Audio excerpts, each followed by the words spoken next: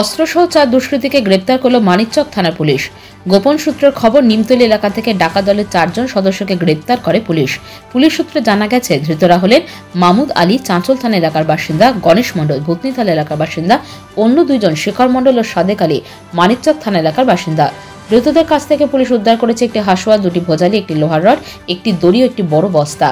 14-15 জনের ডাকাত দলের ডাকাতির উদ্দেশ্যে নিমতলী এলাকায় জড়ো হয়েছিল। রাতের অন্ধকারে সুযোগে বাকিরা পালিয়ে গেল। 4 জনকে ধরে ফেলে পুলিশ।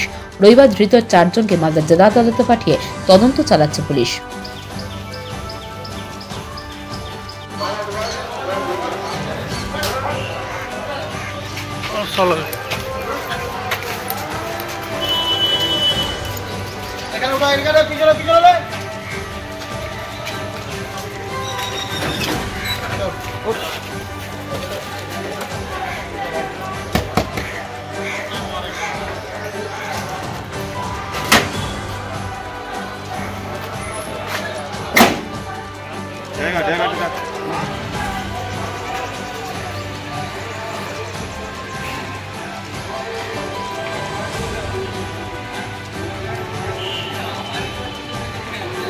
পাথর ছাড়াই প্রতিকার সম্ভব। মালদার প্রাচীনতম ভৃগু বংশ জ্যোতিষী পণ্ডিত এস শাস্ত্রী।